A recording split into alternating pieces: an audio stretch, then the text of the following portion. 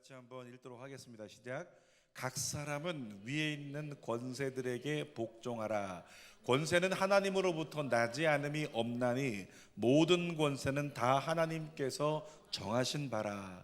그러므로 권세를 거스르는 자는 하나님의 명을 거스름이니 거스르는 자들은 심판을 자취하리라.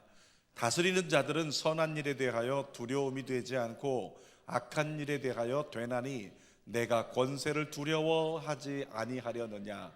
선을 행하라. 그리하면 그에게 칭찬을 받으리라. 그는 하나님의 사역자가 되어 내게 선을 베푸는 자니라. 그러나 내가 악을 행하거든 두려워하라. 그가 공연히 칼을 가지지 아니하였으니. 스크린 보고 읽죠. 스크린이 개역 개정이 안 나는데요. 다 읽어봅시다. 계속. 곧 하나님의 사역자가 되어 악을 행하는 자에게 진노하심을 따라 보응하는 자니라. 그러므로 복종하지 아니할 수 없으니 진노 때문에 할 것이 아니라 양심을 따라 할 것이라. 너희가 조세를 바치는 것도 이로 말미암음이라. 그들이 하나님의 일꾼이 되어 바로 이 일에 항상 힘쓰느니라. 모든 자에게 줄 것을 주되 조세를 받을 자에게 조세를 바치고 관세를 받을 자에게 관세를 바치고 두려워할 자를 두려워하며 존경할 자를 존경하라. 아멘. 오늘은 철야 예배 말씀 로마서 13장 1절에서 7절 말씀으로 총선과 그리스도인이라고 하는 제목으로 말씀을 나누겠습니다. 정치 이야기 좀 하려고 합니다. 교회에서 정치 이야기 하는 거 별로 안 좋아하는 거 알고 있는데 방에 계신 분들도 온라인으로 예배 드리는 분들도 갑자기 제목에 총선이 들어가니까 두드러기가 나는 분들이 있을 텐데, 하나님은 선하시니까 어떻게 선하심으로 인도하시는지 믿는 믿음으로 말씀을 함께 나눴으면 좋겠습니다. 제목 그대로 보면 뭐냐면 총선에 대한 그리스도인은 어떻게 설 것이냐, 이런 이야기를 오늘 하려고 합니다. 왜냐하면 때가 때잖아요. 21대 총선 끝난 지 이제 이틀 지났어요. 개표에서 완전히 당선자들이 다 확실하게 마무리된 게 하루 지났습니다. 만 하루. 그러니까 주일에는 좀 부담스럽고 철야 예배 때는 좀 같이 나누어 봐야 되지 않을까, 그런 생각을 해봅니다. 물론 이 예배는 유튜브로 생중계되고 그리고 한 3일 동안은 풀 영상이 유튜브에 떠 있을 거라 누구라도 다 보겠죠. 21대 총선이 끝났어요. 투표한 대로 당선됐나요? 자, 내가 투표한 사람이 당선됐다 손 들어보시기 바랍니다. 안 걸려드시네.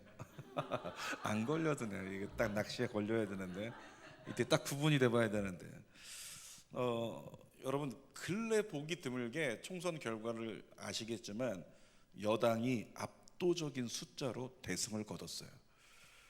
두 가지 측면으로 바라볼 수 있습니다. 이제 긍정적인 측면으로 본다면 뭐가 있냐면 정말 거짓말처럼 국회의원 절반이 20, 30대, 3, 40대, 3, 40대, 그러니까 절반이 3, 40대가 뽑힐 만큼 초선이 절반 이상이 된다는 거죠. 그러니까 이제는 국회 자체가 굉장히 젊어졌다. 그리고 새로운 인물들이 들어왔다. 어떤 느낌이 있나요? 새로운 인물들이 많이 들어왔다면 뭔가 달라지지 않을까? 이런 생각을 한번 해볼 수 있겠죠. 그러니까 긍정적인 측면에서 본다면은 이제 과거 정치 세력들이 물러나는 계기가 됐다는 거, 어쩌면 그런 면에서 좀 새로운 정치 패러다임이 시작될 수 있지 않을까, 이런 소망을 한번 가져볼 수 있겠다. 이게 긍정적인 측면입니다. 근데 부정적인 측면이 있어요. 우리가 교회니까 교회의 입장에서 본다면 부정적인 측면은 반기독교적인 법안 대부분이 현 여당 의원들에 의해서 계속 발의가 됐다라고 하는 거죠. 그러니까 교회적으로 본다면 이건 순환의 시대다. 교회적으로 본다면 교회를 회파할 수 있는 그런 법안들이 이제는 거의 모든 법안이 다 쉽게 처리가 될 수 있는 그런 여건이 마련이 됐다. 이것 때문에 긴장하는 분들도 많고 걱정하는 분들도 대단히 많아요. 선거 이후에 SNS요 난리 났습니다. 두 가지 반응이죠. 첫 번째 반응은 대한민국 국회가 이제야 세대를 교체했다 그러면서 굉장히 좋아하는 사람들의 SNS 글들이 계속 난무하고 있고, 또 반대적으로 어떤 의견들이 있냐면 선거 끝나기도 전에 저에게 새벽 2시에 몇몇 권사님들이, 예전에 알던 권사님들인데 그런 문자를 보내셨더라고요. 목사님, 대한민국은 끝났습니다. 목사님, 하나님은 한국 교회를 버리셨나 봐요. 그러면서 이렇게 메시지들을 보내오셨어요. 물론 거기에 대해서 제가 나름대로 답을 잘 해드렸지만 여러분에게 묻고 싶습니다. 여러분은 어떤 결과를 달라고 기도하셨나요? 선거에 대해서 이런 결과가 있었으면 좋겠어요. 자, 내 기도가 응답됐다. 손 들어보세요. 내 기도 응답됐다. 이것도 못 들겠죠. 내 기도가 응답이 됐을까 안 됐을까? 여러분, 응답이 된 사람도 있을 거고 응답이 안 된 사람도 있을 거예요. 근데 응답이 된 사람이야 뭐 됐으니까 그렇다고 얘기하겠지만, 우리가 생각하기에 응답이 안 됐다, 내 기도 응답이 안 됐다 이렇게 여겨지는 사람이 있으면 한 번만 더 생각을 해봐야 된다고요. 왜냐하면 우리가 부르는 찬송이 있잖아요. 날 구원하신 주 감사. 2절 뭐 어떻게 되죠? 2절? 아니 그 전에 첫 가사 거절 많이 당했군요. 첫 가사가 뭐죠? 2절 응답하신 기도 감사. 그 다음 거절하신 것 감사. 그러니까 우리는 찬양은 그렇게 불러요. 찬양은 응답하신 것도 감사하고 거절당했네 그것도 감사. 이게 찬양의 메시지인데, 우리의 삶의 선택을 보면 내가 기도한 대로 응답해 주시면 좋아하고 감사하고, 내가 기도한 대로 안 되면 어떻게 돼요? 짜증내고 불평하고 원망하고, 이거 도대체 어떻게 된 거냐고. 물론 안타까운 마음을 가지고 얘기하시는 분들은 알겠는데, 하나님은 한국교회를 버리신 거냐고 이렇게까지 얘기가 나올 수밖에 없는 우리 신앙의 습관을 보여주고 있다는 것입니다. 여러분, 우리 이렇게 인정했으면 좋겠어요. 거절하신 것도 응답이라고. 내가 투표한 사람이 당선된 분도 있어요. 내가 투표한 사람이 당선이 안 된 분도 있어요. 안 된 것도 응답이라고요. 내가 생각했던 결과가 나지 않은 것도 응답이라고요. 어떤 사람은요, 그 미래통합당이 참패한 것을 이렇게 인터넷 신문에다가 냈더라고요. 황교안의 참패 이렇게 썼어요. 그리고 또 뭐라고 썼냐면, 황교안의 참패는, 황교안이 저기잖아요, 전도사잖아요. 그러니까 황교안의 참패는 기독교의 참패다 이러면서 연관지어가지고 또 얘기하는, 그런 굳이 기독교의 패배라고 이렇게까지 글 쓰는 것, 이런 얘기까지 들었는데 그냥 웃음이 나오더라고요. 사랑하는 여러분, 기독교는 패배하지 않습니다. 하나님의 계획 가운데 기독교가 가끔씩 광야를 경험할 수 있어요. 지금의 기독교를 얘기하면 과거에는, 구약에는 이스라엘 백성들이잖아요. 그러니까 이스라엘 백성들이 절대 패하지 않아요. 절대 패하지 않으니까 온갖 시련을 당하고 온갖 핍박을 받았지만, 히틀러가 그렇게 온갖 말살 정책을 폈지만 그리스도인 이스라엘 백성들은 살아남았거든요. 그리고 나라를 세웠거든요. 하나님의 뜻이 이루어졌죠. 그러니까 이스라엘은 절대 패하지 않아요. 왜? 하나님께 택함 받은 나라이기 때문에. 교회는 절대 패하지 않습니다. 하나님의 나라이기 때문에. 다만 뭐다? 가끔씩 광야를 경험할 수도 있다. 이것이 진리잖아요. 예전 제가 선거 때 지금은 이제 좀 철이 조금 들어서 이제 잘 선거 이후에도 마음을 다스리지만, 예전에 그런 적이 있어서 선거 끝나고 나서 막 억울해가지고 어쩔 줄 몰라서, 만약에 제가 예를 들어서 이번에 만약에 지금 참패한 쪽에 편이었다고 가정을 해보세요. 근데 가정만 하시라고요. 이거라고 저러고 생각하지 말고. 근데 그랬는데 정말 돼야 된다, 안 하면 큰일 난다, 그렇게 막 광화문 광장에 가서 제가 떠들던 사람 중에 한 사람이었다고 생각을 해보시라고요. 그러면 이런 결과가 났을 때 어떡합니까? 마음 상하고 억울하고 답답하고 정말 슬프고 어쩔 줄 몰라서 혈압이 올라가고 얼굴이 불그락푸르락하고 계속 불편하겠죠. 그럴 수 있다고요. 여러분, 그런데 그 예전에 제가 그런 때가 한 번 있었어요. 어떤 투표 결과에 제가 기도했던 결과가 안 나와가지고 마음이 너무 불편하더라고요. 그래서 제가 하나님께 어느 날은 이 불편한 마음 때문에 부정적 감정이 자꾸 들어오니까 안 되겠어가지고 기도도 잘 안 나와요. 찬송이 안 나오고. 찬송과 기도는 감사해야지 나오는 거거든요. 근데 감사가 없으니까, 불평이 나오니까 찬송이 안 되더라고요. 예배가 안 되더라고요. 그래서 제가 하나님께 새벽 기도 끝나고 하나님의 음성을 들었어요. 하나님, 어떻게 이런 결과가 나타날 수 있습니까? 어떻게 이런 사람이 뽑혀요? 그리고 제가 하나님의 음성을 들었어요. 그때 하나님이 정확히 주셨던 음성 중에 단 한마디가 모든 걸 정리해 주셨는데, 주님이 이렇게 말씀하셨습니다. 투표는 네가 하지만 지도자는 내가 세운다. 뭐라고요? 투표는 네가 하지만 투표는 우리가 하지만 지도자를 선택해 세우는 건 하나님이라고. 이것이 사전 투표가 많았든지 투표 용지가 길었든지 수기가 돼가지고 거기서 온갖 선거 비리, 투표 비리가 있었든지 그것과 상관없이 어떤 짓을 할지라도, 사람이 어떤 짓을 할지라도 결과를 이루시는 분이 누구다? 하나님이시다. 그래서 투표는 네가 하지만 사람은, 지도자는 내가 세운다. 이 한마디 속에 모든 게 딱 끝나버리더라고요. 그러면서 하나님께서 마지막으로 주셨던 말씀이 뭐였냐면, 너는 그리스도인의 본분을 다하라. 그러니까 저에게는 너는 주의 종의 본분을 다하라, 이렇게 말씀해 주시더라고요. 그러면서 그때 다 정리가 됐었던 일이 있었는데 오늘 비슷한 이야기를 하려고 합니다. 잠언 16장 9절에 보면 우리 너무 잘 알고 있는 말씀이죠. 사람이 자기 길을 계획할지라도 그 걸음을 인도하시는 분이 누구라고요? 하나님.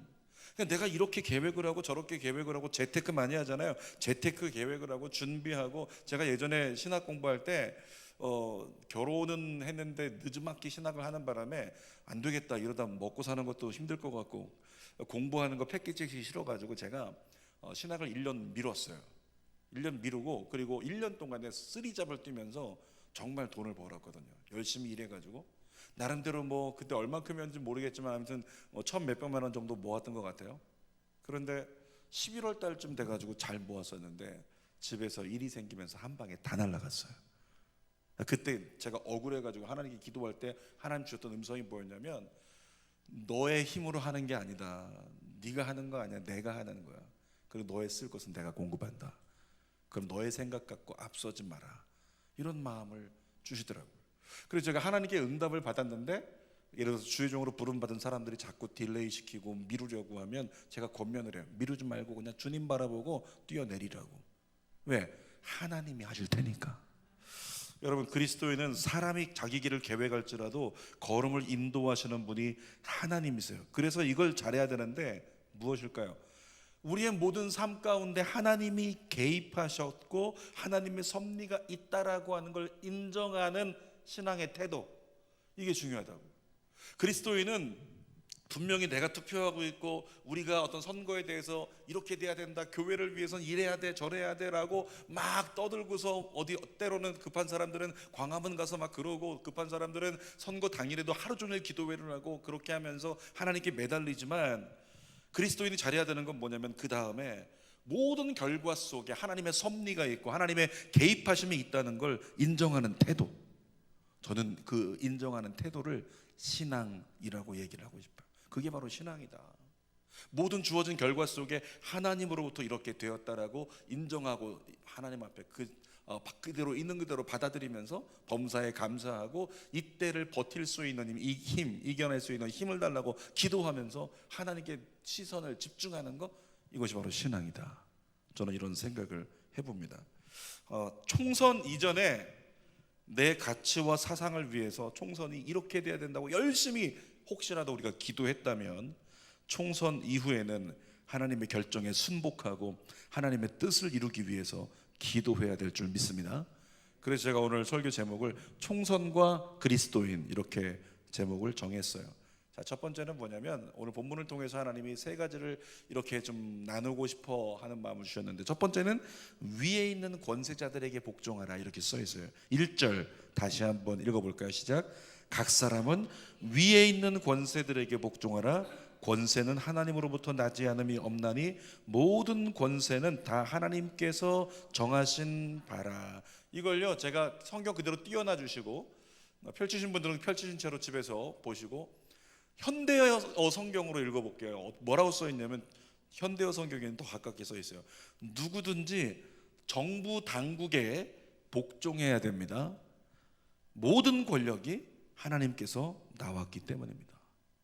그러니까 이 성경을 보니까 성경에서 우리 하나님이 직접 화법으로 말씀하고 계신 거예요. 정부 당국에 복종해라.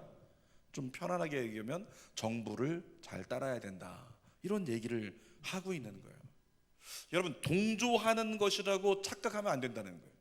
정부가 이렇게 하자라고 하는데 거길 따른다고 해서, 만약에 정부와 다른 입장을, 다른 견해를 내가 가지고 있는데 정부가 이렇게 한다고 해서 내가 다른 견해를 갖고 있는 내가 거기를 반대 견해를 갖고 있음에도 정부가 하자는 대로 따라간다? 이것을 동조한다고 착각하면 안 된다는 거예요.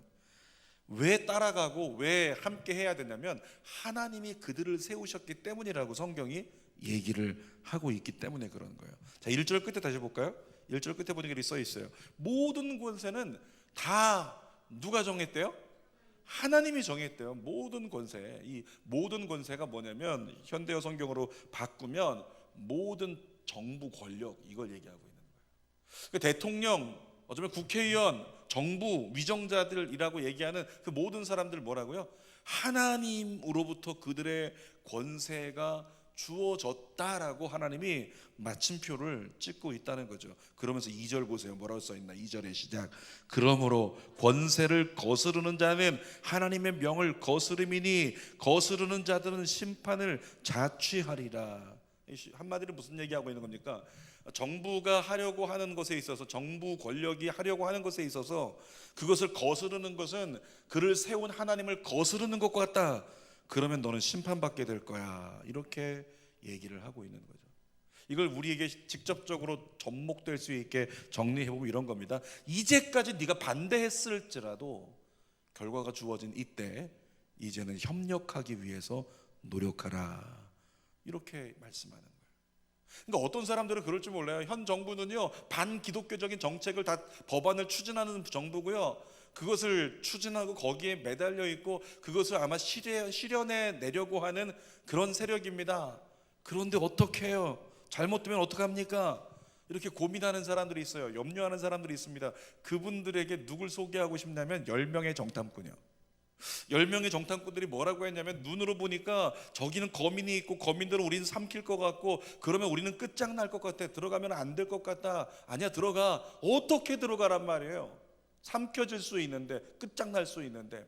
10명의 정탐꾼이 그렇게 고백을 했잖아요. 그런데도 불구하고 이 10명의 정탐꾼은 뭐라고 평가받았습니까? 이 악평하는 자들아, 이렇게 평가를 받았다고. 그러니까 10명의 정탐꾼들이 간과한 것, 그들이 정확하게 어떤 기준을 삼아서 이러기 때문에, 이러한 이유가 있기 때문에 가능할 거야라고 고백하지 못한 그들이 바라보지 못했던 가치가 뭐죠? 하나님이잖아요. 실존하시는 하나님. 여러분, 하나님 살아계십니다. 하나님 믿으면 됩니다. 이런 얘기하죠. 지난 주간에 이렇게 마커스 예배, 실황 온라인 예배를 보다 보니까 거기 이제 우리 목사님께서 설교 중에 그런 질문을 제일 많이 받으신대요. 젊은이들이 질문을 하니까, 목사님 진짜 기도하면 되나요? 우리 엄마 기도하는데 안 되던데요. 우리 아빠 기도하는데 안 되던데요. 저희도 기도해봤는데 안 되던데요. 성적 잘 안 나오던데요. 이런 질문을 제일 많이 받으신대요. 그런데 하나님 앞에서 정말 내 기준과 내 가치, 내 경험, 내가 경험했던 프로테즈를 가지고 오면, 근데 우리는 누구를 기준? 내가 경험한 것 말고, 내 생각 말고 하나님 기준. 그러니까 하나님 기준으로 본다면 성경이 기준되는 것인데, 성경을 기준으로 본다면 기도하면 됩니까? 안 됩니까? 기도하면 됩니다. 이것이 성경의 메시지예요. 그러니까 우리는 기도하면 된다고 고백하는 거예요. 하나님의 실존하심, 하나님의 개입하심과 하나님의 살아계심을 우리가 믿는다면, 오늘 주어진 결과가 좋지 않아도 사망의 음침한 골짜기로 지금은 내리막길을 걷는 때 같을지라도 우리 하나님을 믿는다면 뭐라고 고백할까요? 하나님은 반드시 선을 이루실 것이다. 하나님은 반드시 푸른 초장과 쉴만한 물가로 이끌어 가신다. 이것을 믿을 수 있는 그 믿음의 선언을, 내리막길을 내리달리면서도 그 가운데 곧 뒤집어질 것 같은, 우리가 타고 있는 교회라고 하는 어떤 수레가, 우리가 타고 있는 어떤 편안함이라고 하는, 자유라고 하는 수레가 뒤집힐 것 같은 위협이 다가올지라도, 그럼에도 뭐라고요? 그럼에도 그 가운데 하나님은 살아계셔, 하나님은 살아계시다, 하나님은 여전히 선하시다, 그분의 선하신 뜻이 이루어질 거야. 때로는 이 수레가 박살나 버릴지라도 그분의 선하심은 이루어질 것이다. 이런 믿음의 고백을 교회가 할 수 있어야 된다는 거죠. 자, 그래서 우리 하나님은 위에 있는 권세들에게 복종하라. 이걸 좀 부연 설명을 붙인다면, 그렇게 복종하고 산다고 해서 정부에 그렇게 네가 반대하는 정부라든가 만약에 반대하는 권력을 잡는다고 해서 거기서 이렇게 나간다고 해서 거기를 잘 따라준다고 해서 죽지 않는다, 문제되지 않는다, 하나님 살아계시다, 그분이 결국엔 인도하신다, 이런 메시지를 우리에게 주고 계신 거죠. 자, 두 번째로 이렇게 정리해 보면 그리스도인의 그러면 의무가 뭘까? 이 총선 이후니까 어쩌면 정치 권력에 대한 그리스도인의 의무 3절에 있습니다. 3절 읽어볼게요. 다스리는 자는 선한 일에 대하여 두려움이 되지 않고 악한 일에 대하여 되나니 내가 권세를 두려워하지 아니하려느냐? 선을 행하라. 그리하면 그에게 칭찬을 받으리라. 이 권세를 가지고 있는 그들 두려워하지 않고 그들을 막 대항하고 그 악한 행동으로 투쟁하고 이런 것들 통해서 네가 얻을 수 있는 게 없다, 그 얘기하고 있는 거예요. 너희는 거꾸로 무엇을 하는 거냐면 그리스도인은 말이야 선을 행해. 그들에게 칭찬받을 수 있도록 이렇게 하나님께서 우리에게 가르쳐 주시는 겁니다. 어쩌면 이런 의미예요. 지금 우리 사회적 거리두기 한다고 교회 와서 예배 드릴 때 마스크 착용해야 되고 때로는 2m씩 떨어져 앉았죠? 예, 그거 2m예요. 2m 눈으로 믿음의 눈으로 봅니다. 근데 2m씩 뭐 그런 거 다 지키면서 하려고 노력하잖아요. 여러분 그게 하는 이유가 뭘까요? 덕을 끼치기 위해서 그런 거예요. 나라에서 그렇게 하기를 원하고 또 지역에 있는 사람들이 워낙에 이 두려움을 가지고 있는 가운데 신천지 때문에 신천지가 교회에서 예배드리다가 확진자가 몇천 명 나와버리니까 기존의 교회도 그럴 수 있다. 그러니까 기존의 교회를 바라볼 때 시한폭탄처럼 여겨지는 게 있으니까 걱정스러우니까 걱정스러운 그들에게 불안감 조소할 필요가 없다. 우리 교회가 같이 따라주면서 지혜롭게 이때 하나님을 다른 방법으로 예배하자. 그래서 온라인 예배드리면서 사회적 거리두기에 동참하는 거지 믿음이 없어서 그런 거 아니에요. 저는 우리가요 오늘 밤 기도할 때 있다가 좀 이따 기도할 때 오늘은 끌어안고 기도합시다. 다 같이 끌어안고 막 침 튀겨가면서 저는 그래도 하나님이 허락하시면 건강할 줄 믿습니다. 전혀 그렇다고 해서 문제가 되는 게 아니고 지난번에도 얘기했지만 세상 말로 하면 걸릴 놈은 다 걸리고요 안 걸릴 놈은 다 안 걸려요. 어쩔 수가 없어요. 암도 그렇잖아요. 3명 중에 한 사람이 암이에요. 대한민국 국민들. 그러니까 치료하신 분들은 그렇다고 너무 억울할 필요는 없어요. 다른 사람들은 다른 게 안 좋으니까. 근데 거기에 대해서 누군가는 걸리고 안 걸리고 이런 게 내가 원한다고 해서 되고 안 되고 이런 게 아니라고요. 뭐 우리 가까이 있는 김포에서 가장 근래 한 일주일 전인가 열흘 전인가 나왔던 확진자 얘기 들어보니까 카페 진정성 가서 거기서 커피를 마셨다. 그러니까 카페 진정성 그 사람이 올까 안 올까를 고민하다가는 1년 내내 못 가요. 근데 가서 믿음으로 지내고 있다가 때로는 그런 일이 걸릴 수도 있는 거죠. 우리 오늘 보세요. 오늘 굉장히 긴장되는 날입니다. 오랜만에 우리 찬양인도 너무 좋았어요. 이성호 집사님 찬양인도가 굉장히 맑잖아요. 맑고 순수하고 티 없이 음악성과 상관없이 목 다 쉬어버리고 이성호 집사님 찬양에 은혜가 있잖아요. 근데 이성호 집사님 어디서 근무하는 줄 아시죠? 세브란스 병원에서 근무해요. 사회적 거리두기 저기는 병풍을 쳐야 돼요. 막아버려야 돼요. 접근 금지 지역 이렇게 만들어야 된다. 그런데도 불구하고 그거 가족들을 보니까 부둥켜 안고 끌어안고 잘 살잖아요. 무엇입니까? 믿음이죠. 믿음. 여러분 우리가 두려워서 그렇게 하는 게 아니고 믿음이 없어서 그렇게 하는 게 아니고 사회에 덕을 끼치기 위해서 또 성경 말씀대로 사회가 요구하는 것을 선한 마음으로 따라주는 것. 그래서 야 우리의 뜻에 참 잘 도와주는구나. 이것 때문에 교회가 칭찬을 받으면 그것으로 말미암아 교회가 더 잘 세워져 나갈 수 있는 근거가 될 수 있으니 너희는 그렇게 해라.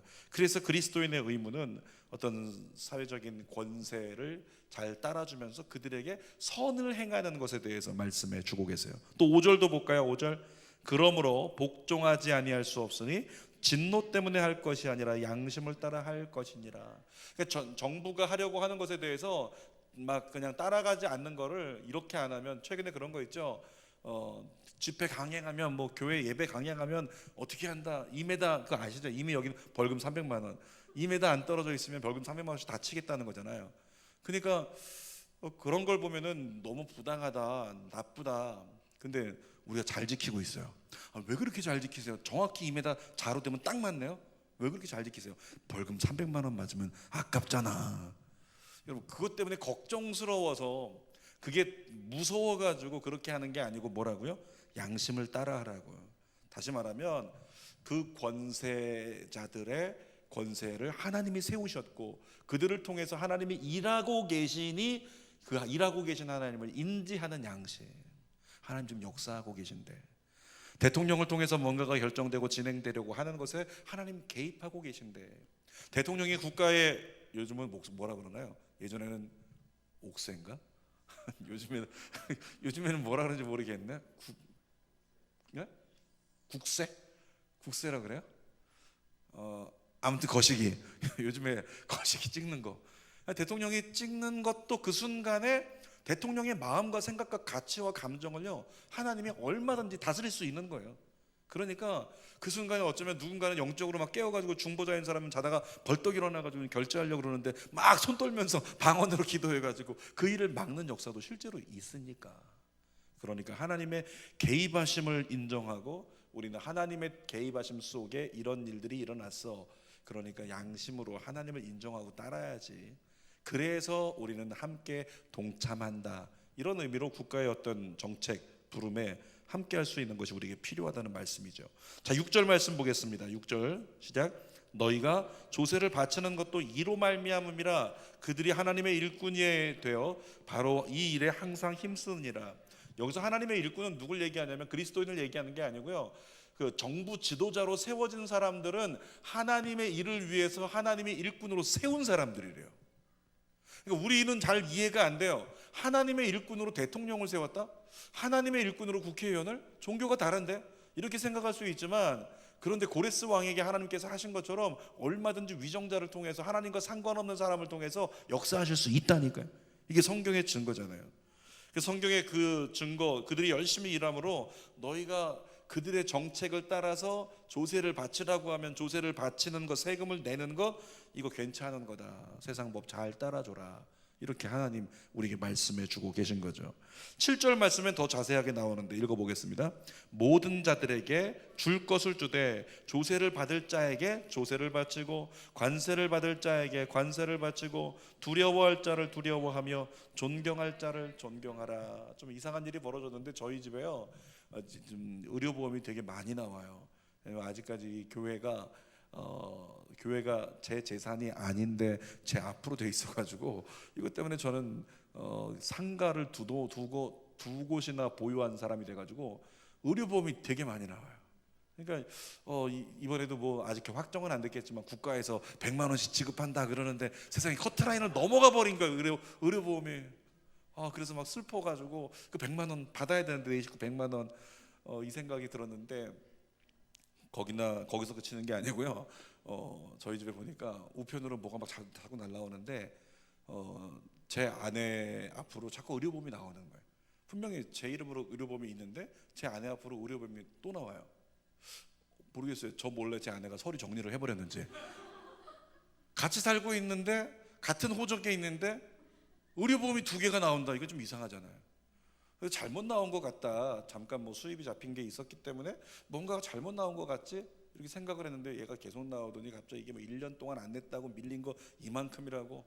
그래서 상관없겠지. 이거 잘못 기재돼서 나왔겠지. 파악됐겠지. 생각을 했는데 최근에 정확한 건 아니지만 알아보다 보니까 그걸 내야 한다. 빨리 조금이라도 깎아달라고 그래서 내야 한다. 이런 얘기를 들었어요. 그러니까 이건 세상 말로 진짜 환장할 노릇이잖아요. 아까운 생돈이 나가는 거니까. 그래서 그것 때문에 고민하면서 그러고 있는데 오늘 말씀을 준비하다 보니 그냥 아멘 해야 되겠구나.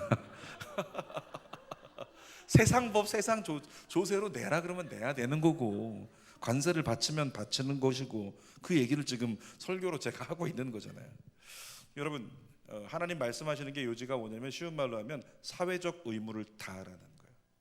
이 사회 가운데 내가 공동체원으로 있으면서 따라야 될 것 있다면 따르고 동참할 것 있다면 동참하면서, 그러면서 하나님께 매달려 기도하라, 이렇게 얘기하고 있는 거죠. 그리스도인으로서 지금 아파트 사시는 분들은 경험하겠지만 아파트에는 그 재활용 정리를 하잖아요. 그럼 재활용 쓰레기 때문에 항상 엘리베이터에 붙고, 그 앞에도 재활용은 분리를 해주세요, 엘리베이터에서는 이거 해주세요, 아파트에서는 이거 해주세요, 밤에 뭘 돌리지 마세요, 온갖 것들 다 붙어 있잖아요, 안내문들. 그러니까 아파트 공동주택이라고 하는 그 공동체 속에 살아가려면 그것을 잘 따라주는 것이 성경적이고 그리스도인다운 모습이다. 그걸 우리에게 말씀하고 있으니까 오늘 이후에 재활용 잘 하시길 바랍니다. 자, 이렇게 사회적 의무를 다하는 것에 대해서 그리스도인의 삶의 의무다라고 가르쳐 주시고 계세요. 그러면 조금 더 세분화해서 세 번째로 그리스도인의 역할은 뭘까? 정부에 대한 이 총선 이후에 그리스도인의 역할, 다시 1절 보겠습니다. 1절. 각 사람은 위에 있는 권세들에게 복종하라. 권세는 하나님으로부터 나지 않음이 없나니 모든 권세는 다 하나님께서 정하신 바라. 저는 그리스도인의 역할, 첫 번째 역할은 뭐냐면 하나님을 인정하는 것. 그리스도인은 하나님을 인정해야 된다. 모든 상황 속에서, 모든 결과 속에서 하나님을 인정하라. 이 결과를 이루신 하나님, 권세자를 세우신 하나님, 하나님을 인정하는 것. 그리고 두 번째는 뭐냐면 그 하나님이 세우신 권세를 또한 인정하는 것. 여러분, 담임 목사를 위해서 기도하시죠? 담임 목사를 위해서 제가 권사님들만 쳐다봤어요. 왜 그랬냐면 우리 권사님들은 담임 목사님을 위해서 기도하시기 때문에 젊은 것들은 어떻게 하는지 잘 몰라요. 근데 담임 목사를 위해서 기도하는 이유가 뭘까요? 하나님이 우리를 위해서 목사님을 세워주셨으니까. 그러니까 그걸 믿으니까 기도가 나오는 거예요. 저 새끼 저거 죄송합니다. 저거 낙하산이야. 막 이런 생각이 든다고 생각해 보세요. 어떻겠어요? 저건 낙하산이야. 그러면 제가 낙하산 경험을 했거든요. 강남 청년이라는 곳에 제가 처음 발령을 받을 때 낙하산처럼 어떻게 그런 모양을 가지고 발령을 받았어요? 저는 그게 아니었어요. 제가 청년 전문가라고 이렇게 알려줬고 그 가운데 거기는 청년들이 1000명이었다가 1년 만에 500으로 줄어버렸어요. 그러니까 500명이 1년 만에 줄어버렸다. 엄청난 일이죠. 안 엄청나요? 엄청난 일이에요. 근데 그렇게 된 상황이니까 저는 가서 진짜 정말 열심히 해가지고 여기 청년들을 살려야겠다 그랬는데, 청년 리더들이 생각하기를 저건 낙하산이라고, 담임 목사님이 자기 마음에 드는 사람, 자기 따르는 사람 데려온 거야. 저는 그런 기질 없거든요. 그냥 안 되면 막 들이받기도 하고 그런 기질이 제 안에 있는데 그렇게 착각을 하고 오해를 해가지고 저를 절대 안 따르더라고요. 그러니까 되는 일이 나중에 없어지는 경험을 하게 되죠. 여러분, 담임 목사를 위해서 기도하는 건 하나님이 세우셨다고 믿으니까 기도하는 거예요. 여러분들께 묻고 싶습니다. 방에 계신 분들, 거실에서 예배드리시는 분들 몇 분 될지 모르지만 묻고 싶습니다. 대통령을 위해 기도하십니까? 국회의원들을 위해 기도하시나요? 내가 지지하는 정당과 그렇지 않은 정당을 위해서도 기도하시나요? 장관들을 위해서 기도해요? 물론 우리가 그냥 크게는 이 나라를 이끌어가는 위정자들 그래서 기도는 하죠. 정말 지도자로 세움받은 사람들을 위해서 기도하냐고요. 누군가 그런 질문을 하더라고요. 목사님, 그러면 우리 동의 동대표를 위해서도 기도해야 되나요? 이런 것까지 물어보시는 분들도 계세요. 그 동이 잘 되기를 원한다면 그 동대표 위해서 기도해야 되겠죠. 동을 위해서도 기도하니. 근데 아무튼 그들을 위해서 잘 기도 안 해요. 신문 보면서, 정치 뉴스 보면서 그들을 위해 우리 기도 안 한다고. 잘 이유가 뭘까요? 대통령 정도, 아니면 특별한 어떤 일이 있을 때 국방부 장관이 뭔가를 해야 되면 그들을 위해서 기도하겠지만 웬만한 거 기도 잘, 정치 지도자들을 위해 기도 안 한다고요. 이유가 뭐냐면 하나님이 세우셨다는 인지가 우리 안에 없기 때문에. 하나님이 세우셨다라고 인정하는 것이 먼저 세워지고 나면 우리는 그들을 위해서 기도할 수밖에 없다는 거죠. 이렇게 이야기하겠습니다. 총선을 통해서 그리스도인이 깨달아야 될 본분이 있다면 하나님이 그들을 세우셨다는 거예요. 그리고 하나님이 세우신 그들을 위해서 그리스도인은 기도해야 된다는 거예요. 이것이 바로 그리스도인의 역할이죠. 결론적으로 한 가지 얘기를 좀 나누면서 결론으로 가려고 하는데, 어떤 분이 문자로 오늘 영상을 하나 보내주셨어요. 그 영상에 어떤 내용이냐면, 지금도 안에 있는지 모르겠는데 그 전광훈 목사님이라는 분, 그분의 이제 영상 메시지를 누가 편집을 해가지고 이 나라를 위해서 그분의 육성을 가지고 이렇게 됐다 저렇게 됐다 이런 영상 메시지를 편집한 영상을 보내주셨어요. 그러면서 이 영상에 대해서 목사님의 견해를 듣고 싶습니다. 그런 이제 영상을 보내주셨는데, 영상의 내용을 보니까 이렇습니다. 기독 자유당을 찍어야 됩니다. 4월 7일 날 제작된 건데, 기독 자유당을 찍어서 기독 자유당에서 2명만 국회로 보내야 됩니다. 그래야 이 나라 살릴 수 있습니다. 그런 얘기하고요. 뭐라고 썼냐면, 기독 자유당을 찍지 않으면 2명이 국회에 들어갈 수 없으면 한국교회는 해체됩니다. 그리고 대한민국은 해체됩니다. 반드시 2사람을 보내야 됩니다. 그러면서 강력하게 메시지를 쓰셨더라고요. 그 내용을 들어보면 일리가 있다, 일리가 있다 이런 내용들도 많이 있어요. 근데 그 이야기를 들으면서 그리스도인들은 뭐라고 이제 결론을 내리셨냐면 그리스도인들이 정치에 나서야 된다고. 이렇게. 여러분은 어떻게 생각하는지 모르겠습니다. 그리스도인들이 정치에 나서는 거 어떻게 생각하시는지. 만약에 제가 시의원에 나가면 뽑아주실 건가요? 뽑아주실 건가요? 선거운동본부 사무장 이화진. 제가 시의원에 나갈 수도 있어요. 물론 저는 안 나갑니다. 그런 일이 일어날 수 있어요. 저기는 우리 김자경 목사님이 어느 날 갑자기 내가 주는 교회에서 수양을 다 했으니 시의원에 나가리라. 요즘 여성 지도자가 많이 필요하다고 하는데 그럴 수 있어요. 그리고 목소리라든가 이런 거 보면 굉장히 공신력 있을 수 있어요. 그리고 한 가지 걸리는 건 좀 연세가 많으신데 근데 요즘에 겉으로 보기에는 그래도 괜찮잖아요. 젊어 보이시니까 나갈 수 있어요. 저는 그리스도인이 정치에 나서는 것, 이건 개인적인 견해입니다. 성경 이야기 아니고. 그러니까 이건 욕하셔도 돼요, 반대하셔도 됩니다, 의자 집어 던지셔도 돼요. 저는 그리스도인들이 정치에 나서는 것 찬성합니다. 저는 찬성하는 사람이에요. 덕망 있는 그리스도인이라면 하나님의 뜻에 따라서 하나님의 어떤 부르시는 계획이 있으면 정치하는 것 찬성이다. 목사님도 할 수 있고 선교사님도 할 수 있고 장로님도 할 수 있다. 저는 거기에 대해서는 찬성이에요. 근데 여러분 그렇게 해서 그리스도인이 무조건 정치에 나서서 기독당에서 2명이 국회의원이 되지 않으면 그때 한국교회는 해체가 되고 대한민국은 해체가 된다. 이렇게 명제를 정해서 선포하고 하는 것은 자칫 잘못하면 그건 엄청난 선동이 된다는 거죠. 잘 들으십시오. 기독교 역사적으로요, 교회가 해체된다는 것, 정광훈 목사님이 자꾸 이 교회가 해체된다, 그래서 한국교회 정신 차리고 투표 잘해라 이런 얘기를 했는데 거기에 대해서는 약간의 반박의 글인데, 교회가 역사적으로 해체되는 건요 어떤 대적 세력 때문에 해체된 적이 없어요. 성경을 보면 물론 표면적으로 볼 때는 대적에 의해서 교회가 해체가 됐어요. 이스라엘 백성들을 보면 바벨론과 아수르에 의해서 남유다와 북이스라엘이 해체가 됐습니다. 그런데 여러분, 그들로 말미암아 해체된 걸까요? 누가 해체한 거죠? 하나님이 하신 거예요. 그러니까 역사 이래로 이스라엘 백성들을 해체시켜버린다? 역사 이래로 교회를 해체시켜버린다? 이거는 인간이 할 수가 없는 거예요. 어떤 대적 세력도 할 수가 없는 거예요. 누구만 할 수 있다? 하나님만 할 수 있는 거예요. 북한이 한국교회 해체할 수 없습니다. 북한에 무슨 통전부가 있고 무슨 부서가 있고 북한에서 남쪽에 기독교를 회파하려고 하는 세력이 왜 없겠어요? 있겠죠. 그 이정훈 교수라는 그분 강의 들어보면 본인이 그 불교계에 있을 때 기독교 교회를 회파하기 위한 모든 걸 연구했대잖아요.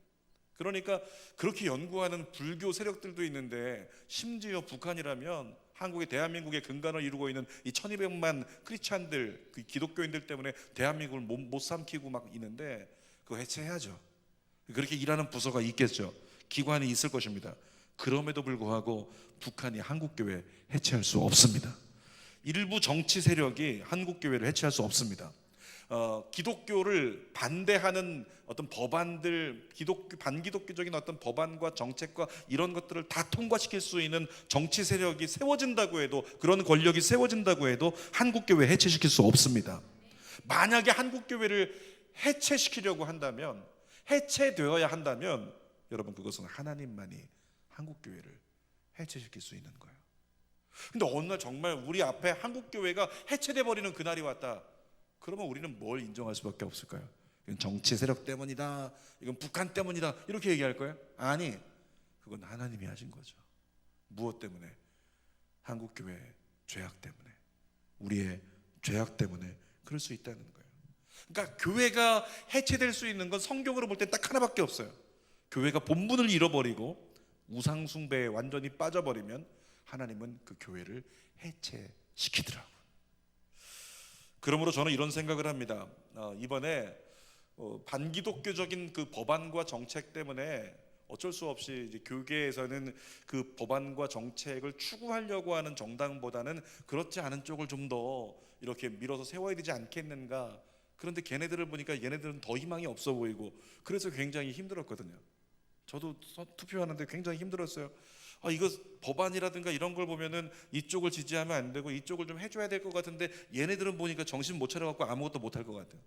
그러니까 걱정스러워가지고 중간에서 갈등 가지고서 어쩔 줄 몰라 하는 이 범민을 한다는 게 되게 슬프더라고요. 여러분, 그런데 결과적으로 보니까 어쨌든 지금 현 여당이 압승을 거두면서 이 모든 정책을, 헌법 개헌을 제외한 모든 걸 다 독자적으로 통과시킬 수 있다. 그러니까 이전에 올라갔다가 하도 교회들이 반대를 하니까 또 국회에서도 반대 운동이 일어나고 이래서 정지되었던 어떤 동성혼법이라든가 어떤 여러 가지 법안들, 뭐 성소수자 법안들이라든가 뭐 이런 문제들, 전교조에 대한 부분들까지도 전부 다 이제는 다 통과될 가능성이 이제 많아진 거예요. 그러면 교회는 힘들어질 수 있는 가능성, 나아가서는 차별금지법 통과될 수 있는 것도 시간 문제일 수 있다, 이런 생각까지 하게 되는 거죠. 그러면 이제는 그런 것들을 좀 막고 싶어 하는 세력이 할 수 있는 게요, 없어져 버렸어요. 스스로 뭔가를 할 수 있는 게 없어져 버렸어요. 어떻게 하죠? 반기독교 정책, 법안 막을 수 있는 힘이 없다 이젠. 그럼 어떻게 해야 될까요? 우리는 한 가지 고백할 수 있잖아요. 이제 남은 건 기도밖에 없다. 근데 하나님이 뭘 원하셨을까요? 저는 그런 생각이 들어요. 기도밖에 없는 걸 경험하고 싶어, 경험시켜주고 싶어 하실 것 같아요. 기도밖에 없는데 니들이 기도하지 않으니까 하나님이 기도밖에 없는 환경 가운데로 교회를 몰아넣고 계시지 않는가, 이런 생각이 제 안에 들었다. 예전에 저희는 수련회 때 보았던 영화 워룸이라고 하는 영화 있죠. 기억하시죠? 영화 워룸을 기억하세요? 가정의 갈등과 가정 안에 있는 영적 싸움이 있는데 그 가정의 미래가 달린 어떤 현안 문제들이 있는데 어디서 싸웠죠? 집안의 아내가 어디서 싸웠냐면 골방에서 싸웠잖아요. 골방에서 기도하면서 그 자리에서 자녀들의 마음을 바꿔놓고, 그 자리에서 남편의 마음을 바꿔놓고, 그 자리에서 골방에서 기도하면서 가정의 미래 자체를 완전히 바꿔버렸어요. 골방에서 그 일을 이루었다는 거죠. 여러분, 저 이런 생각합니다. 물론 기독 자유당 계신 분들은 혹시 주는 교회도 있는지 모르겠지만 좀 마음에 들지 않으시겠지만, 기독 자유당을 통해서 그리스도인이 국회 가서 2석을 차지하고 뭐 이런 거, 그걸 목표로 하면서 거기 꼭 들어가야 돼 막 이러고 있었는데, 저는 이런 생각이 들어요. 그리스도인의 국회는 여의도에 있는 국회의사당이 아니라 그리스도인의 국회는 골방이다. 그 그리스도인의 국회는 기도의 방이다. 저는 이렇게 믿고 싶습니다. 그래서 그리스도인들이 깨어서 기도하며 기도를 멈추지 않는다면 한국교회 희망이 있고 대한민국, 이 나라 하나님이 지켜주신다고 믿습니다. 왜냐하면 우리 하나님이 여전히 선하시기 때문에. 총선이 끝나는 지금의 교회의 역할은 분명해졌습니다. 모든 교회들이 하나님이 우리를 버린 것 같아요, 이 나라는 망했습니다, 왜 교회들이 그렇게 떠들고 있는 거예요? 왜 그리스도인 지도자들이 그렇게 떠들고 있냐고요? 아니, 이제는 하나님의 때입니다라고 고백해야죠. 이제는 하나님이 하실 때입니다. 그래서 우리가 하나님 꽉 붙잡고 기도하겠습니다, 이렇게 여기면서 이제는 정말로 하나님 앞에 엎드려 기도해야 될 때다, 이 사실로 하나님이 우리를 이끄셨다는 사실 우리가 인정했으면 좋겠습니다. 그리고 하나님이 개입하시기 시작하면 정말 하나님 반기독교적인 정책과 법안을, 그것만이 뭐 다 전부는 아니지만 그건 일부 법안들이겠지만 어쨌든 교회가 볼 때는 크지만, 그런 것을 가지고 있는 사람들이 정치를 이쪽으로 끌어가려고 할 때 기도했더니 하나님이 그 정권을 통해서 어떻게 달라질 수 있는지를 우리 눈으로 목도하게 하시는 역사, 저는 그것을 2020년, 2021년, 2022년 계속해서 보기를 소망합니다. 하나님이 역사하심이 무엇인지를 보기를 소망합니다. 오늘 우리 모두가 하나님 앞에 정말 이제 깨어서 더 기도하면서 그 하나님의 실존하시는 개입의 역사를 보고 하나님을 더 찬송할 수 있는 내일을 살게 되기를 주님의 이름으로 축복합니다. 기도하겠습니다. 살아계신 아버지 하나님, 그렇습니다. 우리가 이 땅에 살아가면서 우리가 계획할지라도 그 일을 이루시는 분은 하나님이십니다. 하나님 한 분을 끝까지 믿음으로 바라보고 의지하면서 모든 것이 하나님께로부터 주어졌다. 그래서 하나님의 섭리, 하나님의 개입하심, 하나님의 역사하심 모두 인정하면서 끝까지 하나님께 소망 두고 흔들리지 않는 믿음의 종들 될 수 있도록 인도하여 주시옵소서. 하나님, 총선이 끝났습니다. 한번 총선을 통해서 정말 내가 지지하던 이들이 세워졌다면 마음껏 기뻐하고, 그러나 기쁨으로 그치지 말고 그들이 바른 정치를 통해 하나님의 나라를 이루도록 기도하는 사명을 감당하게 하여 주옵소서. 또 내가 반대하는 세력이 당선이 되고 세워졌다 할지라도 이제 결과를 이루신 한 분이 하나님이시니까 하나님께 부복하는 마음으로 정권을 위해 또 정치를 위해 기도하고 잘 따르면서 하나님의 놀라운 영광의 뜻이 이루어지기를 기도하는 우리 모두가 되게 하여 주옵소서. 그때 세상은 볼 것입니다. 우리의 마음이 끝까지 반대하고 두려워하고 무조건 그렇게 투쟁하는 사람이 아니라 교회가 덕을 끼치는구나, 교회가 선행을 하는구나, 교회가 앞장서서 나라를 위해서 따르고 함께하는 그와 같은 발걸음이 되는구나, 하나님 그것을 몸소 실천하고 보여줄 수 있는, 그러면서 보좌 앞에서 계속 기도하여 이 나라의 미래를 바꿔놓는 교회가 되게 하여 주시옵소서. 주께서 허락하시기를 믿고 감사드리며 예수님의 이름으로 기도하옵나이다. 아멘. 우리 함께 찬송 부르고 기도하도록 하겠습니다. 정말 이때야말로 기도할 때인데, 하나님이 코로나로 인해서 기도할 때를 열어주셨는데 이제는 한국교회에게는 이 모든 정책과 정권에 대한 어떤 법안들에 대한 정말 교회가 일어나서 기도해서 하나님의 말도 안 되는 역사가 일어나는 걸 경험할 때라고 가르쳐 주시는 것 같습니다. 그래서 우리 자리에서 한번 가사 그대로 교회여 일어나라니까 자리에서 일어나서 찬송 부르고 기도하도록 할게요. 교회여 일어나라. 우리 함께 같이 고백해 봅시다. 교회여, 큰 소리로 가정에서도 교회여 일어나라.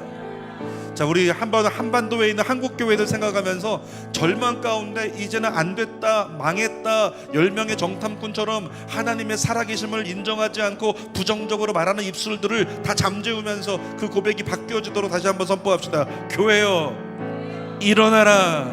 교회여 일어나라. 우리 함께 찬양하고 기도합니다. 교회여, 교회여 일어나라. 주께서 부르시니 두려움과 실패 내려놓고 교회여 일어나라. 아멘. 교회여 일어나라. 주께서 보내시니 우릴 부르신 삶의 자리에서 교회여 일어나. 다시 한번 모든 그리스도인들을 향해서 교회여 일어나라. 주께서 부르시니 두려움과 실패 내려놓고 교회여 일어나라. 교회여, 교회여 일어나라.